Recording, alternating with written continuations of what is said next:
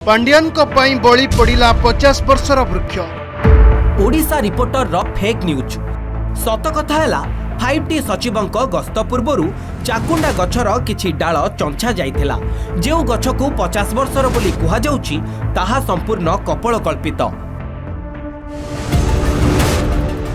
Internal परीक्षा थिबा सत्ते परीक्षा बातिल करा जाई पिलामानकु 5T सचिवों कार्यक्रम को पठा जाइथिबा किछि छात्र अभियोग करछन्ति। फेक न्यूज रो गंताघर बैजयंतଙ୍କ संस्था। प्रकृत सत है परीक्षा बातिल होई नथिला। 5T सचिवों को भेटिबाकू बेस उत्कंठार सह आसीथिले छात्र छात्री कारण 5T प्रकरण रे शिक्षा व्यवस्था रे जो परिवर्तन आसीछि ताहा से माने भलो भाबे बुझिछंती। थरे चिंता कले जदि छात्र छात्री को बाध्य करी अणा जाइथांता तेबे वर्षारे भिजी 5T सचिवों को भेटिबाकू छात्र छात्री आत्मीयता देखाइथांते कि शिक्षा व्यवस्था को विरोध करुथिबा किछि कुचक्री को धरी फेक न्यूज बांटुथिबा चैनल रो मुखा एबे खोली जाइछि।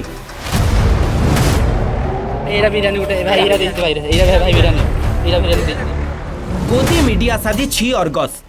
प्रकृत सत अन्य स्थानर भिडियो आनी प्रायोजित ढंगरे 5T सचिवों गस्त सह जोड़ी हीन राजनीति करिछि बीजेपी रो गोडाणिया संस्था।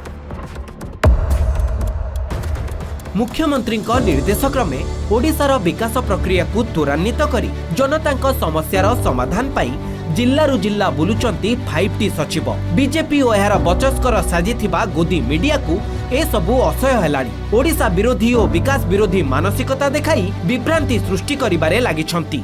मने रख जेते हीन राजनीति कले मध्य ओडिशार प्रगति और उन्नति को अटकाई पारिबो नाही। विकास को विरोध करुथिबा बीजेपी नेता एवं गोडाणिया साजिथिबा गणमाध्यम को उचित जवाब देबे ओडिशावासी।